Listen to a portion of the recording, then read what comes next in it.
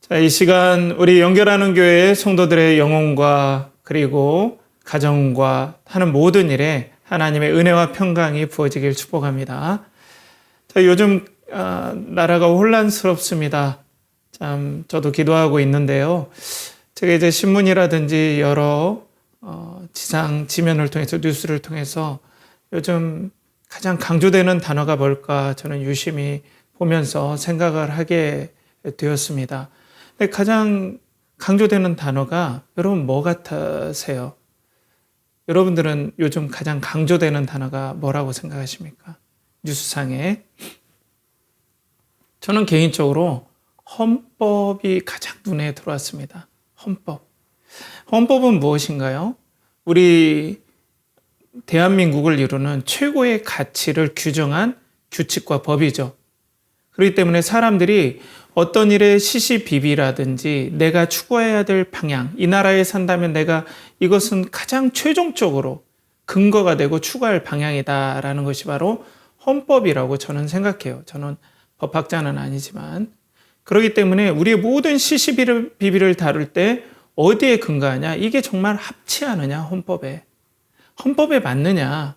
이 행동이 정말 헌법에 타당하느냐가 최고의 판결이에요. 그래서 최고의 높은 의결기관이 헌법재판소입니다. 그렇다면 왜 사람들이 이렇게 최고의 어떤 가치라든지 의미에 자기의 모든 것을 걸려고 하겠습니까? 심지어는 이 헌법을 수호하기 위해서 자기 생명도 아끼지 않는 사람도 많죠.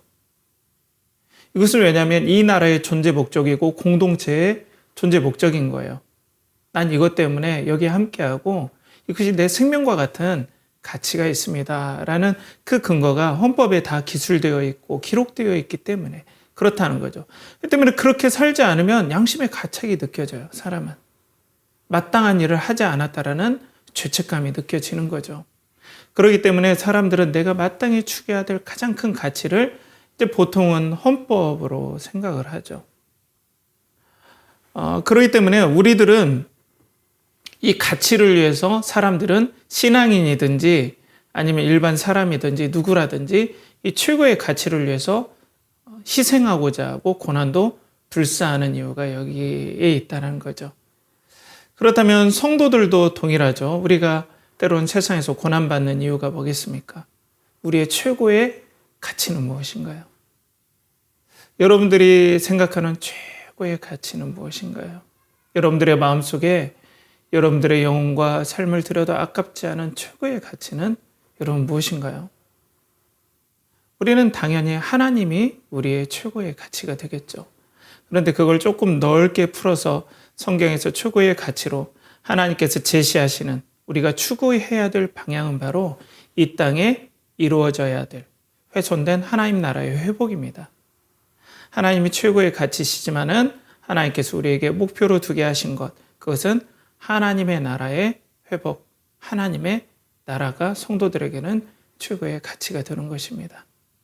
하나님의 나라라고 생각하면 우리는 보통 죽어서 가는 천국 이렇게 생각하는데 제가 이 사도행전 강해에서 누누이 나눴지만은 하나님의 나라는 어디에 이루어질까요, 여러분?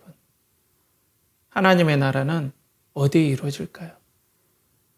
물론 하나님의 나라는 하늘에서도 완성이 되지만 종국에는 이 땅에 하나님의 나라가 완성이 됩니다.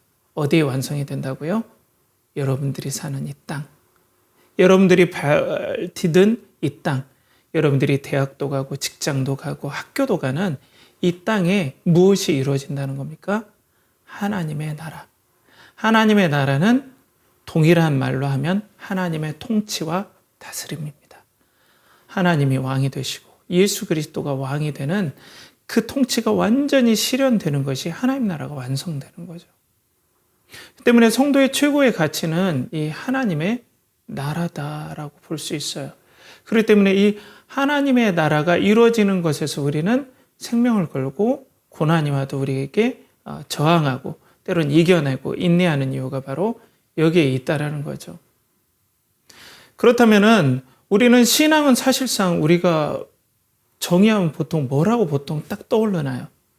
우리가 보통 신앙이라고 딱 생각하면은 우리 마음에 평안을 주고 또 우리의 삶에 힘이 되어주고 또 우리가 의지하는 어떤 의지가 되는 것을 신앙으로 규정하는데 거기도 신앙의 영역에 포함되지만 진짜 우리가 성경적인 신앙의 어떤 초점은 바로 이 하나님의 나라의 완성을 우리가 바라보는 거죠.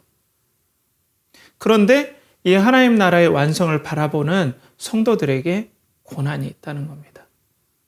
고난이 있다라는 거죠. 하나님의 나라를 추구하고 그리고 하나님 나라를 완성해 가는데 고난이 있다라는 거예요. 저는 이게 좀 묵상의 제목이었어요. 그냥 여러분 고난이 있어요. 우리에게는 그래요. 고난을 받아들입시다. 이렇게도 저는 설명할 수 있지만은 어떻게 여러분들과 함께 이 고난에 대한 흐름과 원리들을 좀 알고 전체적인 성경적인 시야에서 우리의 삶을 되돌아보고 어린 학생이라도 내가 예수님 믿으면 이래서 고난이 오는구나. 우리 중고등부 학생들, 대학생, 청년들, 성도님들 모두가 내가 현재 이런 위치에 있고 고난은 이렇게 오는 거구나 라는 것을 우리가 알 수 있도록 저는 좀 이 나눔에서 설교 말씀을 통해서 조금 여러분들에게 도움이 되고자 좀 고민도 하고 또 묵상도 하고 그렇게 해왔습니다. 그럼 우리가 예수 그리스도를 믿어요. 참 좋은 겁니다. 우리에게 힘이 됩니다. 또 우리에게 비전을 제시해 줘요. 그리고 평안을 줍니다. 그런데 왜 신앙을 우리가 붙잡으면 왜 고난이 올까요? 그리고 우리는 예수 그리스도를 믿으면 하나님께서 당장에 이 땅에 하나님 나라를 딱 성취하시지 왜 하나님께서는 굳이 우리가 고난을 받고 또 인내하고 또 소망을 품으며 이 땅에 살게 놔두셨을까요? 여러분 그게 좀 궁금하지 않습니까? 아니 예수 그리스도를 믿으면 그냥 편안하게 예수님을 믿는 순간 예수님께서 이 땅에서 하나님의 나팔 소리 천지 진동할 때 하면서 이 땅에 하나님 나라를 통치를 순간적으로 완전하게 이루어졌으면 좋겠는데 하나님께서 그 방법을 왜 선택하지 않으셨을까? 왜 우리는 고난을 통과해야 될까? 왜 성도는 인내해야 될까? 왜 하나님의 나라는 바로 완성되지 않을까? 이게 저에게도 묵상거리거든요. 전 믿어요. 성도의 고난에 대해서. 그렇지만 저는 성도님들과 또 우리 어린 학생부터 장성한 성도님들과 이 점을 조목조목 우리는 또 풀어서 나눠야 되는 그런 저희의 위치도 있고 우리의 상황도 있다고 생각해요. 저도 고민하면서 왜 하나님께서는 이 고난을 교회에게 허락하시고 성도들에게 허락하실까 생각할 때 근데 우리는 창세기까지 좀 거슬러 가봐야 됩니다. 하나님께서는 사람을 무엇으로 만드셨습니까? 어떤 존재로 만들었나요? 하나님의 형상과 모양으로서 만들었습니다. 그렇기 때문에 이 형상과 모양이라는 건 너무 탁월해요. 하나님의 형상과 모양은 천사도 허락되지 않은 인간에게 허락된 독특한 은혜였습니다. 그러니까 하나님께서는 이 땅에 하나님의 형상과 모양으로 창조된 사람을 둠으로 하나님께서는 내가 이 땅의 왕이다라는 것을 하나님께 보여주길 기뻐하셨어요. 그게 하나님의 영광을 이 땅에 드러내는 하나님께서 만드신 원리예요. 쉽게 얘기해서 하나님의 형상과 모양으로 창조된 사람을 세상에 둠으로 하나님의 나라가 드러나고 하나님의 통치가 드러나고 하나님 나라가 확장되는 그 일을 계획하셨던 거예요. 그게 하나님의 나라인 거예요. 쉽게 얘기해서. 그런데 죄가 이 땅에 들어오고 하나님의 나라가 어때요?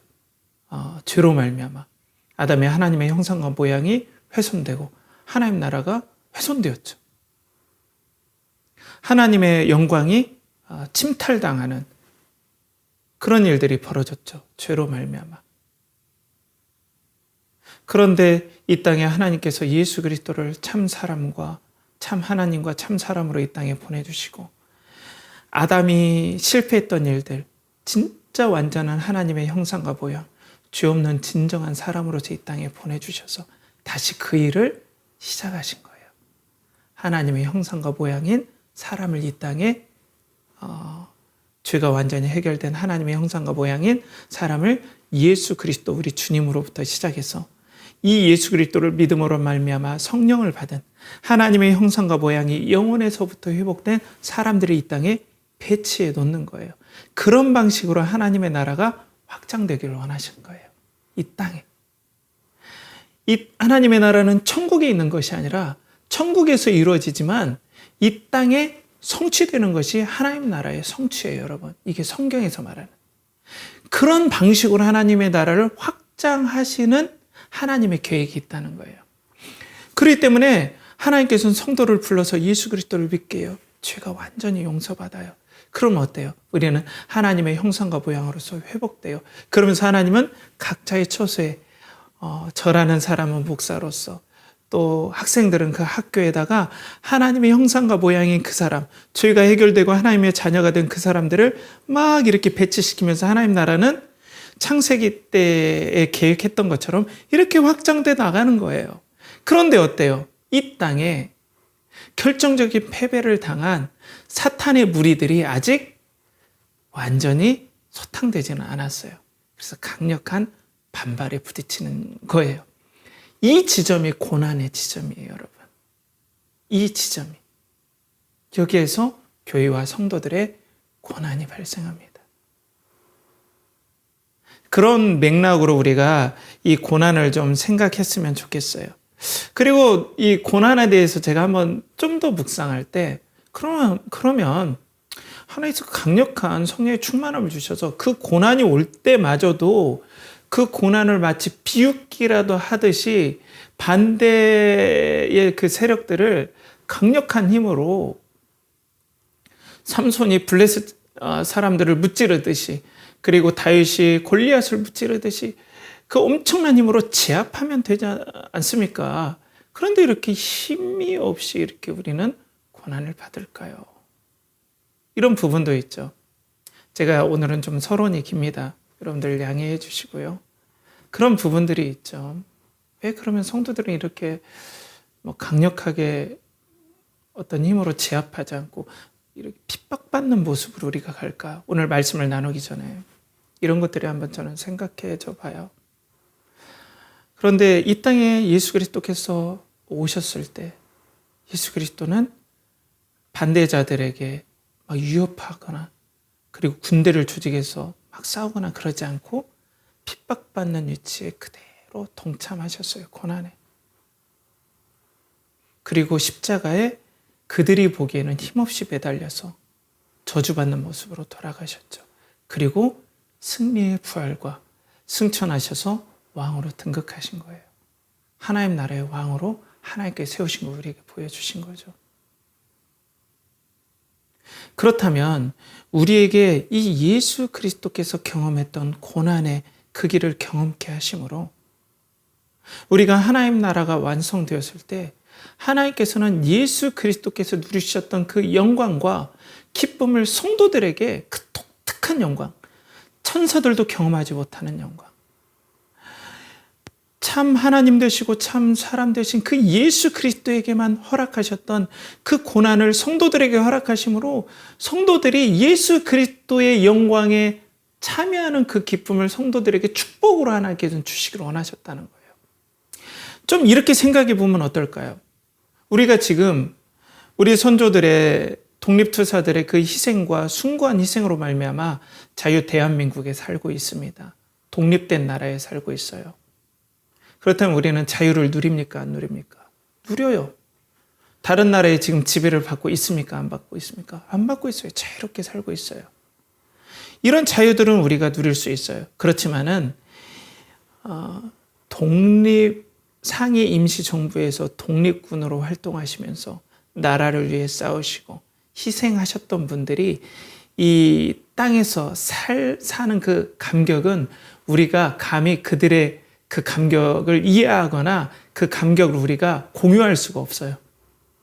이건 경험한 사람, 그 핍박과 고난에도 불구하고 그 고난에 참여하고 그 목숨 건 일에 뛰어들어 봤던 이 독립투사들의 그 감격과 영광과 그리고 보람은 이 자유를 동일하게 누리고 행복을 동일하게 누리는 건 공유할 수 있어도 그 영광은 우리가 어떻게 경험할 수 없어요. 그분들에게, 희생하신 분들에게 참여하는 독특한 영광이에요.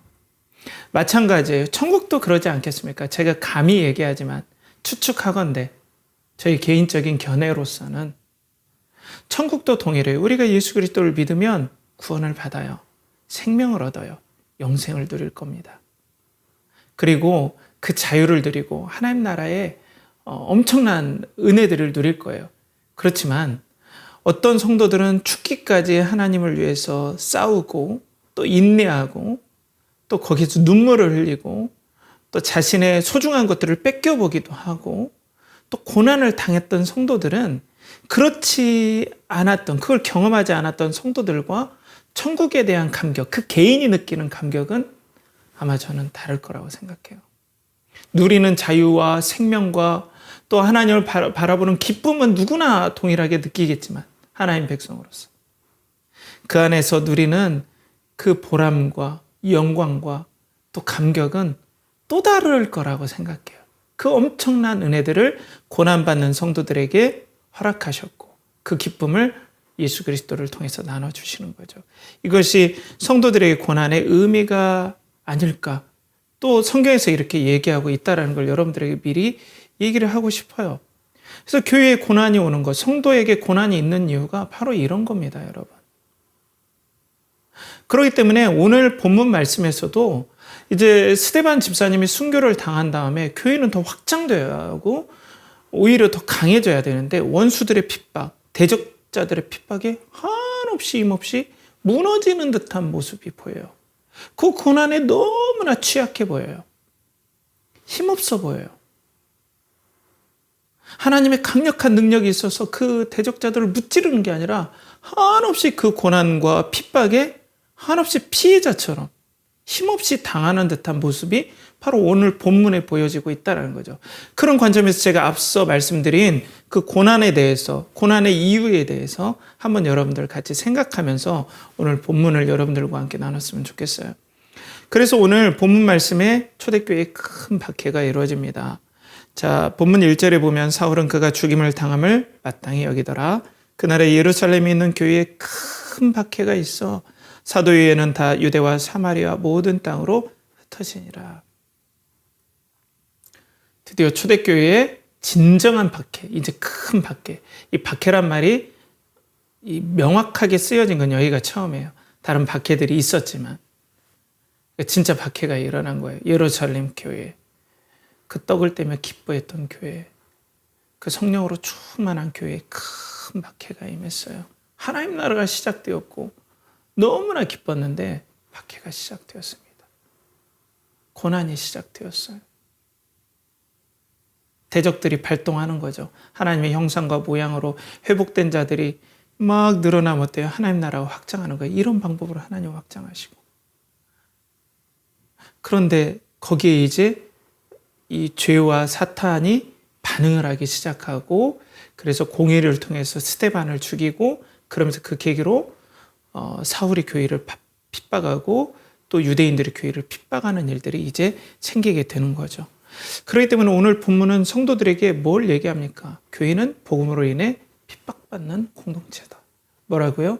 교회는 복음으로 인해 핍박받는 공동체다. 비난받는 공동체가 아니에요. 비난은 또 달라요. 우리가 잘못해서 비난받는 건 당연히 우리는 사과해야죠. 그런데 본질적으로 보면 교회는 복음으로 인해 핍박받는 공동체다. 사랑하는 성도 여러분, 혹시라도 믿음으로 인해서 여러분 좁은 길을 가고 있고 또 어려움을 겪고 있습니까? 남들은 그냥 대충 살아도 너무나 행복해 보이고 자신의 소위 말해서 꿈, 버킷리스트, 또 좋아하는 것들을 막 이뤄가고 너무나 행복해 보이는 모습들, 인스타그램이나 페이스북, 또 카카오톡에 보이는 푸사에 너무나 행복한 모습이 있는데 나는 복음으로 따라가는데 나에게는 뚫고 가야 될 믿음의 시련들이 너무 많고 또 유혹들이 너무나 많아서 너무나 힘겹게 느껴지진 않습니까? 믿음으로 사는 삶에 혹시라도 회의가 들지 않습니까? 여러분, 우리의 존재 목적은 이 땅에서 믿음으로 살 때, 복음의 은혜를 붙잡고 살 때 고난은 여러 모양을 통해서 우리에게 올 수밖에 없습니다. 어찌 보면 교회에게 핍박과 고난은 당연한 것이라는 겁니다. 여러분 힘을 내십시오. 여러분 잘 가고 있습니다. 믿음으로 인내하신다면 잘 가고 있어요. 자, 그렇기 때문에 이 초대교회 성도들은 이 고난이 동일하게 이 성경 말씀을 읽으면서 예루살렘 교회에 이렇게 고난이 왔구나. 그런데 이들은 뭘 믿었어요?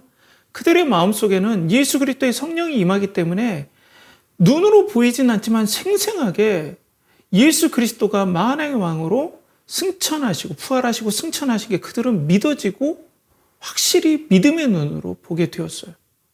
그렇기 때문에 그들은 부인할 수가 없는 거예요. 예수 그리스도가 왕이시라는 걸. 그러니까 로마가 야 예수 그리스도가 황제야 아니면 로마 황제가 황제니 하면 이들이 믿음의 증거에서 부인할 수가 없는 거예요. 양심상. 예수 그리스도가 최고의 가치이기 때문에. 그렇기 때문에 성도들은 저는 예수 그리스도가 만왕의 왕이시고 하나님 나라가 시작된 것이 믿습니다. 라고 고백했던 거예요. 이렇게 얘기하면 핍박이 오고 경제적으로 어려움이 올지라도 이들은 고백을 한 거죠. 이들의 양심이 부인하면은 이건 내 양심을 거스르는 거예요. 내 믿어지는데. 그러니까 우리도 마찬가지예요. 우리가 예수 그리스도를 믿고 또 신앙의 고난, 믿음의 고난은 단지 교회 다닌다는 이유로 핍박받는다는 것에서 조금 넓혀봐야 돼요. 우리가 교회 다니는 것 자체로 핍박받는 건 아마 북한에서 중국에서 일어나는 일일 거예요. 아니면 일부 무슬림 국가들에서 그런 일이 일어나겠죠. 그렇지만 현대 종교의 자유가 있는 이 땅에서는 예수 그리스도를 믿음으로 말미암아 예수 그리스도께서 추구하시는 하나님의 정의, 진리를 따라 사는 것, 정직을 따라 살고 또 섬김을 따라 살고 욕심을 부리지 않고 사는 것, 탐욕에 쫓지 않고 우상 숭배를 하지 않는 것, 있는 바를 족함으로 생각하는 것, 이런 것들을 살 때 우리에게 엄청난 손해가 와요. 크게 우리에게 핍박이 될 수 있어요. 굳이 막 옆에 있는 막 직장 상사가 옛날에 그랬죠. 술 안 마시면 막 핍박하고 교회 다니다가 술 안 마신다고 엄청 핍박했어요. 옛날에 80년대에는. 근데 요즘은 그런 거 없잖아요. 그러니까 요즘에 어떤 일이냐면 예수 그리스도가 왕 되시고 진리의 왕이고 하나님 나라의 진리가 완전함이, 정직함이, 공의로움이 이 땅에 충만해지리라는 믿음, 그렇게 다스린다는 믿음, 나는 그 나라의 백성이라는 그 믿음 가운데 이 땅의 세상의 부조리를 우리가 얼마나 많이 부딪혀요. 조심스럽지만 여러분, 요즘에 예전에 한참 코로나로 돈이 풀렸을 때 부동산 가격이 완전 폭등했죠. 그러니까 열심히 일하는 사람들이 막 일하는데 어떤 사람들 어때요? 조금 이렇게 대출 받아가지고 갭 투자해서 그 돈을 가지고 아파트를 사서 차익을 쉽게 벌면 수천만 원, 많게는 몇 억씩 쉽게 번다고요. 성도들이 그거 하고 싶지 않겠어요? 그거 하시는 성도라는 분도 있겠죠. 물론 성도들이 그 투자를 한다는 것 자체가 죄악은 아니겠지만 투기와 투자는 엄밀하게 다르겠죠. 그런데 그럼에도 불구하고 이건 내 양심의 거리낌이 돼. 하나님께서 이런 방법으로 돈을 버는 건 아니라고 생각이 돼. 라고 해서 믿음으로 사는데 나는 월급 따박따박 받고 적금 부면 1, 2% 이렇게 이자 조금 늘어나고 얼마나 힘듭니까? 이런 것도 하나의 전 핍박과 고난이 될 수 있을 거라고 봐요. 거기 편에 서는 것. 올바른 편에 서는 것. 헌법의 가치에서 내가 과연 이 직을 걸고 내가 헌법의 가치를 수호하느냐와 같이 하나님 나라의 법, 하나님 나라의 영광이 벌써 시작되었는데 그 예수 그리스도를 위해서 내 직을 걸고 내 평안을 걸고 성도는 신앙의 가치를 붙잡을 때 오는 여러 압박들이 있다는 거죠. 그리고 두 번째로는 내 인생이 두 번째라기보다는 내 양심이 또 이걸 허락하지 않아요. 하나님이 나의 왕이시고 하나님 나라가 시작되었고 예수 그리스도께 내 안에 살아계시고 왕으로 살아계시는데 내 인생은 내 것이다. 내 돈은 내 것이다. 내 자녀는 내 것이다. 내 직장은 내 것이다 할 그런 양심이 없는 거예요. 난 그렇게는 말을 못하겠다. 아니 하나님 분명 살아계시고 예수 그리스도가 나의 왕으로 믿어지는데 어떻게 이 돈이 내 것이라고 할 수 있고. 물론 여러분들 내 돈이 내 돈이지 하는 분들은 제가 설득하고자 하는 건 아니에요. 믿는 사람들의 경우. 아니 예수 그리스도께서 나의 왕이신데 어떻게 내 인생이 내 거라고 할 양심이 없는 거예요. 나는 그럴 뻔뻔함이 없는 거예요. 속된 말로. 예수 그리스도께서 나의 왕이 되시는데요. 그렇기 때문에 성도들은 삶 가운데서 돈도 내 것이 아니고 인생도 내 것이 아니고 시간도 내 것이 아닙니다. 저는 예수 그리스도가 나의 왕입니다 할 때 받는 수많은 불이익들이 있어요. 이런 것들을 성도들이 이겨내야 된다는 거죠. 그렇기 때문에 교회는 복음의 고난에서도 그리스도 안에서 인내하고 이 고난을 통과하는 공동체가 바로 교회라는 거예요. 여러분, 우리 연결하는 교회는 이런 교회가 되길 간절히 원합니다. 이게 바로 예수 그리스도를 믿는 성도들이에요. 교회 다닌다고? No! 예배 자리에 참석했다고? 절대 그거 아니에요. 내 양심이 증거예요. 하나님이 나의 왕이시고 예수 그리스도가 지금 부활하여 승천한 게 눈에 믿음의 눈으로 명백히 보이는데 내가 무슨 낯을 가지고 내가 감히 내가 내 인생이 내 것이다. 내 삶이 내 것이다. 아니면 불의를 보면서 하나님의 영광에 합당하지 않은데 내가 거기에 시류에 타협해서 내가 그러고 싶지 않은 거예요. 내 양심이 거리낌이 되는 거예요. 그렇기 때문에 성도들에겐 고난이 오죠.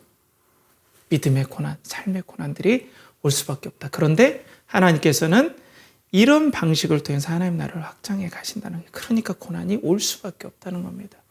여러분들 용기를 내시길 축복합니다. 그리고 예수 그리스도가 믿어지시길 축복합니다. 자, 그런데 보면은 예수 그리스도를 믿으면은 지금 초대교회 성도들, 말씀에 나오는 성도들은 예루살렘에서 쫓겨났잖아요. 거기에 직장도 있고 조상 대대로 내려오는 삶의 기반이 있어요. 지금과 달리 우리는 직장을 갈아탈 수 있지만 어떤 사람들은 도자기를 만드는 사람은 거기서 평생 도자기를 만드는 성도들도 있었을 거예요. 근데 쫓겨난다고 하면 뭘 먹고 살아요? 생계의 위협을 받는 거예요. 우리도 믿음으로 선택할 때 당장에 생계의 위협을 받을 수 있어요. 예수 그리스도를 믿음으로 생계의 위협을 받을 수 있어요. 직장에서 부당한 어떤 사항들을 계속해서 하도록 강요받을 수 있어요. 나는 성도의 양심으로서는 이거 못하는데 계속 하라고 할 수 있어요. 그럼 우리는 그 터전에서 쫓겨날 수 있다는 거예요. 여러분, 생계가 정말 힘든 일입니다. 자유로울 수 없어요. 믿음을 선택하자니 당장에 나 결혼해야 되고 지금 결혼을 위한 자금도 모아야 되고 그리고 내 자녀들 학교도 다녀야 되고 노후도 생각해야 되는데 믿음이 좋긴 좋다만 그거 포기하라고. 내 인생은 나는 유럽도 한번 못 가보고 다른 사람들처럼 인스타에다가 이탈리아 간 사진도 못 올려보고 내 인생이 끝나나? 이런 고민들이 있지 않겠습니까? 그 믿음이 뭐라고? 그 가치가 뭐라고? 내 꼴을 이렇게 살아야 되나? 남들처럼 그렇게 행복하고 누릴 수 없나? 물론 예수님 믿는다고 이탈리아 못 가는 거 아닙니다. 예수님 믿는다고 이렇게 맨날 고난받는 건 아니지만 하나님께서 이런 것들을 허락하실 때가 있다는 거예요. 믿음의 갈등이 생겨요. 저도 그랬어요. 눈 딱 감으면 너무나 편하게 목회를 할 수 있는데 양심상 그게 안 돼요.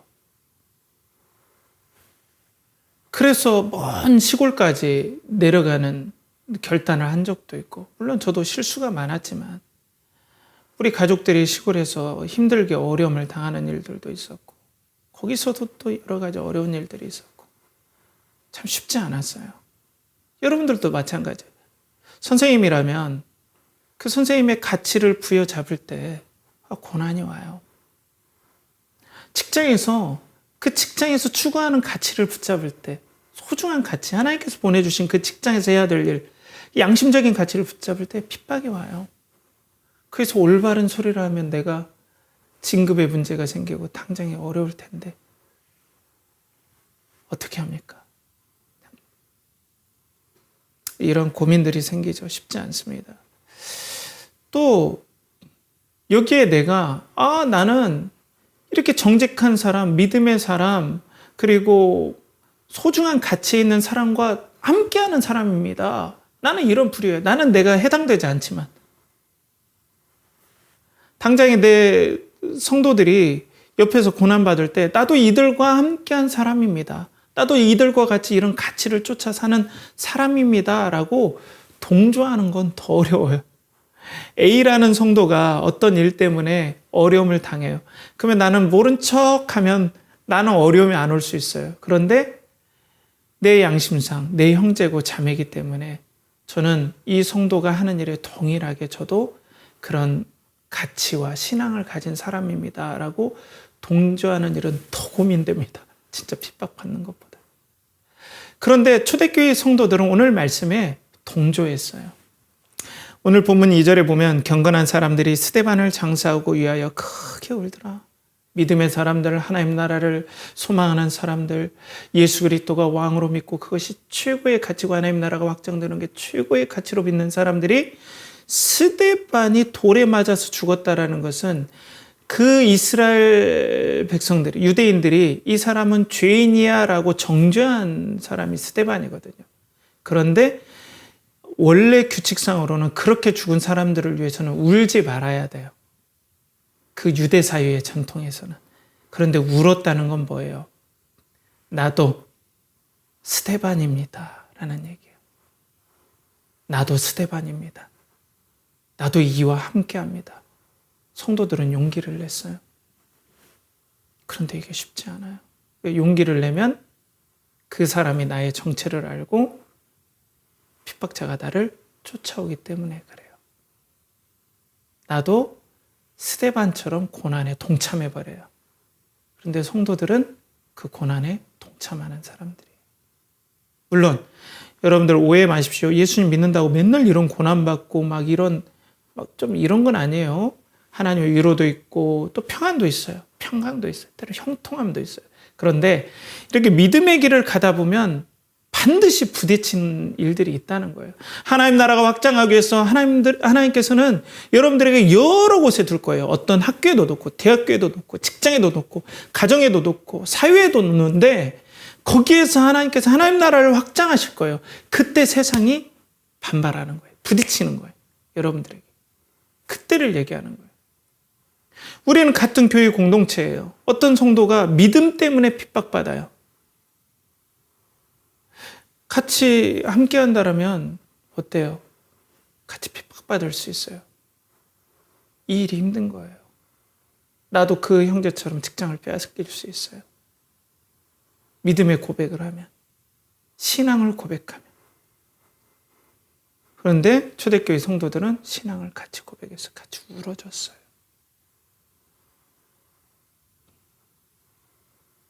저는 우리 교회가 이런 교회가 되었으면 좋겠어요. 그리고 그렇게 하려고 하는 성도들을 격려하는 교회, 응원하는 교회.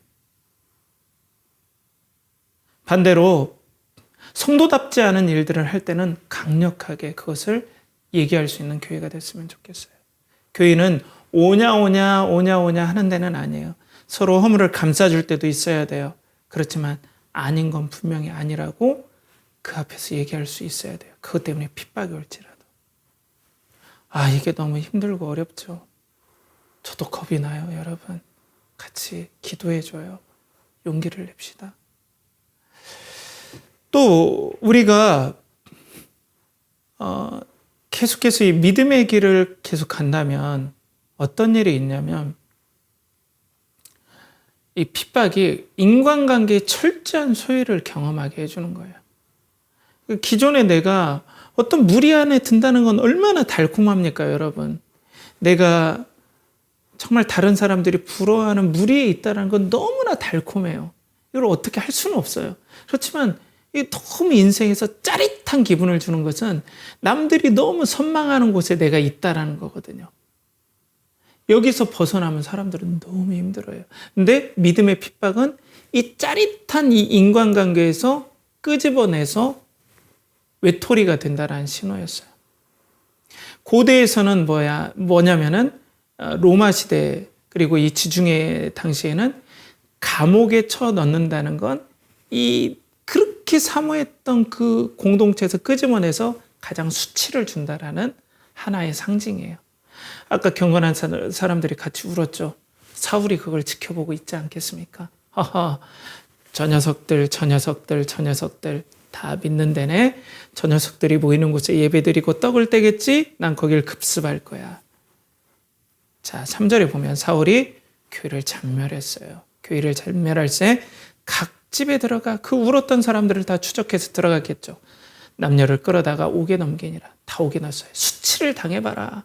공동체에서 철저히 분리해봐라. 너네들이 이제 행복한 인간관계, 남들이 사모하고 부러워하는 모든 인간관계에서 퇴출이야.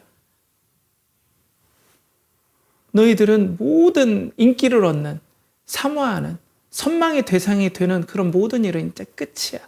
옥에 집어넣어 버렸어요.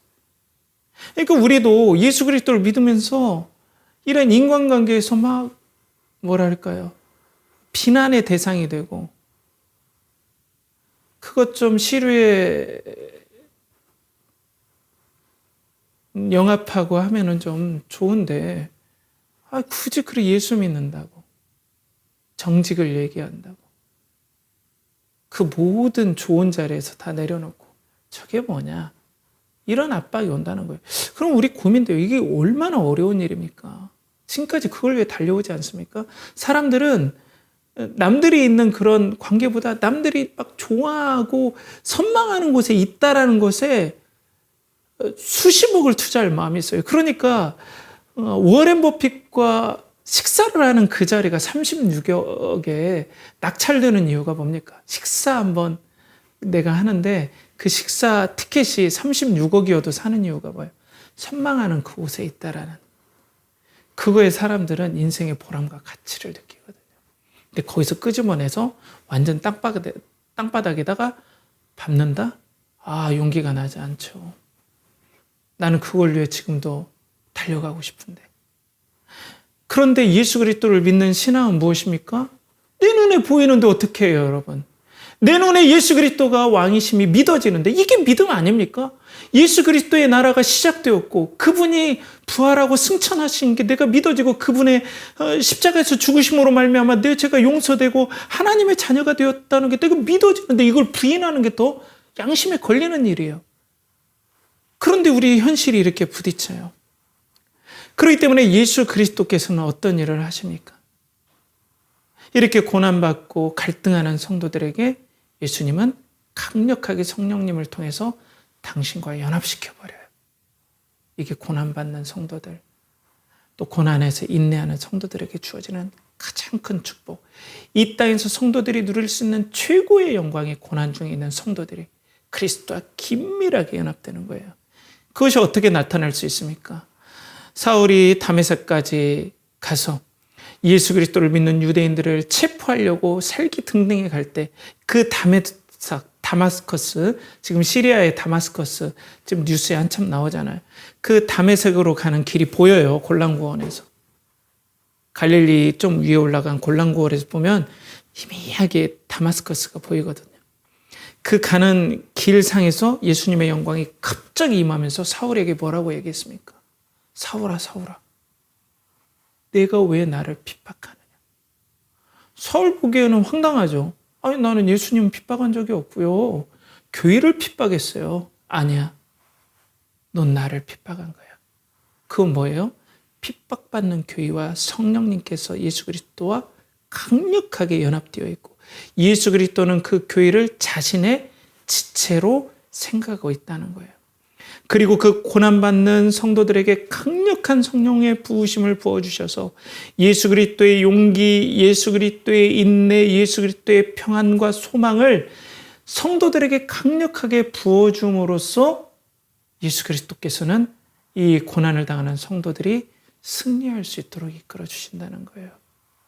여러분들이 인간관계에서 압박을 느끼고 관계에서 퇴출되고 생계에서 퇴출되고 그리고 여러 가지 압박에 시달릴 때 예수 그리스도께서 사자의 심장을 가진 예수 그리스도께서 비록 우리는 두렵지만은 예수 그리스도께서 횃불이 되어주셔서 여러분들을 위로하는 이 모든 고통을 위로할 수 있는 강력한 위로와 영광을 보여줄 줄 믿습니다. 그러면 여러분들은 어때요? 사람의 관계에서는 떨어져 나오지만 예수 그리스도의 그 강력한 삼위일체의 공동체 안에 있다라는 그 강력한 하늘의 달콤함과 영광이 여러분들에게 막 부어질 거예요. 세상과 나는 간 곳 없고 구속한 주만 보이는 그 영광, 하늘의 기쁨의 그 영광, 세상들의 그 패거리의 그 문화에서 들어가고 싶다라고 그렇게 사모되어지고 했던 사람들이 갈망하는 그 공동체는 너무나 아참게 보이고 하나님과 연합되어 있는 그 성도들의 영광, 그리스도와 연합된 그 엄청난 그 연합이 우리들에게 말할 수 없는 자부심과 그리고 말할 수 없는 자존감을 부어줄 거예요. 아, 저거 아무것도 아니다. 그런 거죠. 어떤 아이들이 막 불량식품 먹고 있는데 막 그 어떤 애기가 나 저거 먹고 싶어, 난 저거 먹고 싶어. 근데 애들이 막 너는 안 주지롱 메롱메롱 하는데 갑자기 아빠가 어때요? 정말 몸에 좋은 꿀을 한번 딱 먹여줘요. 불량식품과는 비교가 되지 않죠. 그 향기, 예수 그리스도의 영광에 담긴 달콤함의 향기가 그 영혼을 감쌀 때 세상에서 불량식품으로 인해서 그들의 장기가 손상되고 영혼이 손상되는 그 불량식품이 더럽게 느껴진다는 거죠. 이런 달콤한 은혜가 여러분들에게 느껴지길 축복합니다. 그리고 이 어려움이 부어지면 부어질수록 이상하게 성도들은 민들레 영성이 확장이 돼요. 죽음의 고통이 올수록 하나님께서 디자인하신 신앙의 모든 원리는 부활의 영광이 나타나요. 교회에 여러 핍박이 오고 우리의 삶에 여러 핍박이 오면 올수록 어떻게 됩니까? 신앙이 쪼그라들까요? 진정한 성도들은? 아니에요. 더 확장이 돼요. 온 유대와 사마리아까지 복음이 확장이 되는 역사들이 일어나요. 이게 바로 하나님의 고난을 다루는 신비입니다. 세상의 모든 저항들이 부딪혀요. 그러면 하나님 나라가 후퇴할 것 같은데 더 확장돼요. 또 부딪혀요. 더 확장돼요. 이것이 바로 하나님께서 고난을 다루시는 신비입니다. 여러분들이 지금 믿음의 압박으로 인해서 또 좋은 가치를 붙잡고 있음을 통해서 압박이 옵니까? 그 향기는 더욱더 확장이 될 겁니다. 하나님 나라는 확장이 될 겁니다. 그러니 여러분 두려워 마십시오. 여러분들의 은혜는 확장이 되고 또 하나님께서 감히 얘기하지만 생계도 보장해 주세요. 그런데 더 놀라운 건 이렇게 성령에 충만하게 사로잡히면 어떤 일이 일어나냐? 조그만 아이들도 죽음을 두려워하잖아요. 죽음을 두려워하잖아요. 우리가 38선으로 그때 갈라졌을 때 신탁 통치가 일어났잖아요. 북쪽에서는 소련이, 남쪽에서는 미군이. 그런데 교회를 그때 다녔었어요. 북쪽에서 신탁 통치를 할 때 평양에서. 그런데 학교에 가면은 선생님들이 그때 이제 공산주의를 동조하는 선생님들이 이제 다 이렇게 선생님 직분을 잡았겠죠. 근데 그 사람들이 이제 색출을 한다는 거예요. 야, 일요일 날 교회 간 사람들 나와. 전교생 강당에 있는 데서 막 불러냈대요. 그러면 양심상 딱 이렇게 손을 들고 갔다는 거예요. 그러면 전교생이 보는 앞에서 그렇게 매를 두들겨 팼다는 거예요. 소변이 나올 정도로 그렇게 때렸다는 거예요. 그런데 그 매를 맞는 중학생들, 초등학생들이 뭐라고 하는지 아세요? 이 어린아이들이 뭘 알겠어요? 그냥 딱지 치는 거 좋아하고 이 어린아이들이 이 핍박 가운데 있는 그 예수 그리스도를 믿는 이 어린아이들이 뭐라고 외치면서 그걸 참았냐면 우리도 주기철 목사님처럼 순교하게 해주세요 라고 했다는 거예요. 그 매를 맞으면서. 왜? 성령께서 그 아이들에 있는 성령께서 아이들의 영혼을 붙잡고 강력하게 붙잡으니까 그들이 두려움을 이겨내는 거예요. 우리도 주기철 목사님처럼 순교하게 해주세요. 그러니 여러분 두려워하지 마십시오. 꼭 우리가 예수님 믿으면 그렇게 매를 맞아야 된다 이런 건 아니지만 핍박이 우리에게 섭리될 때 하나님께서 용기를 주십니다. 은혜를 주세요. 그리고 여러분들은 더 평강해질 겁니다. 그 패거리에 들어서 내가 막 남들 부러움을 사는 것들보다 비교가 안 되는 평강. 예수 그리스도로 나의 생계를 삼을 때, 예수 그리스도를 나의 소망으로 삼을 때 하나님께서 너희는 먼저 그의 나라와 그의 의를 구하라. 그리하면 이 모든 것을 너에게 더하시리라. 하나님께서 분명 생계를 책임져 주실 것입니다. 그리고 하나님께서 여러분들에게 은혜를 베풀어 주셔서 더 평안을 허락해 주실 거예요. 그러니 사랑하는 연결하는 교회 성도 여러분, 여러분들은 왜 예수 그리스도를 믿으려 합니까? 신앙은 여러분 무엇이라고 생각합니까? 교회는 무엇일까요? 예배는 무엇일까요? 여러분들에게 이 믿음으로 인해서 핍박이 온다면 여러분들은 초대교회 성도들처럼 그 가치를 위해서, 최고의 가치를 위해서 예수 그리스도를 붙잡으려 하십니까? 여러분들 예수 그리스도를 붙잡는 은혜가 있길 바랍니다. 또 이런 것이 있을 거예요. 이런 것들을 보면서 내가 갈등할 수 있어요. 그리고 예수 그리스도를 믿기 위해서 갈등하는 분들도 분명히 있어요. 그렇다면 그 갈등은 저는 너무 긍정적으로 봐요, 여러분. 그런 거 아닐까요? 혹시 저게 맞는 것 같지만 예수 그리스도를 선택함을 통해서 내가 받는 여러 가지 두려움이 믿기를 주저주저하는 거 아닐까요? 이게 맞는 것 같지만 예수님을 믿을 때 내가 처해질 어떤 다른 상황들이 내가 두려워서 내 선택이 정말 맞을까 하는 두려움들, 여러 두려움들이 여러분들을 주저주저하는 거라면 저는 여러분들이 많이 왔다고 생각해요. 하나님께서 용기를 주길 축복합니다. 예수 그리스도는 지금도 부활하시고 승천하셔서 하나님 나라의 왕이 되셨습니다. 성령께서 여러분들에게 부어지길 축복합니다. 그런 은혜가 우리 연결하는 교회 성도들과 예배자들에게 있길 축복해요. 고난을 이기는 은혜가 여러분들 가운데 있길 간절히 축복합니다. 함께 기도하겠습니다. 하나님 아버지, 오늘도 하나님 나라가 확장하고 하나님께서는 하나님 형상과 모양으로 창조된 우리들을 세상에 또 배치하시고 또 세상의 모든 곳곳에 하나님께서 섭리하심으로 그곳에 파송하심으로 하나님 나라는 확장되는 줄 믿습니다. 그로 인해 우리가 핍박이 오고 어려움이 와서 생계와 관계 위협이 있을지라도 예수 그리스도께서 우리와 연합시키심으로 말미암아 예수 그리스도께서 우리와 연합시키심으로 말미암아 우리는 더 큰 은혜의 관계, 평강과 또 하나님께 책임져 주시는 삶을 누리며 고난을 이기게 될 줄 믿습니다. 그러니 하나님 우리에게 용기를 주시고 또 갈등하는 모든 사람들에게는 믿음의 은혜를 허락하여 주시옵소서. 이를 간절히 바라고 나오며 이제는 우리 구주 예수 그리스도의 은혜와 하나님의 극진하신 사랑과 성령의 내주 교통하심이 오늘도 예수 그리스도를 믿음으로 인해서 고난을 받고 때로는 고민하고 그것을 이기고자 원하는 그리고 분투하는 사랑하는 연결하는 교회의 성도들의 그 믿음의 분투와 또 고민하는 우리 예배자들의 믿음의 은혜와 또 그들의 믿음의 모든 영역과 그리고 가정과 직장과 사업체와 준비하는 모든 것과 드린 모든 것에 이제로부터 영원토록 함께 하시기를 간절히 축원하옵나이다. 아멘.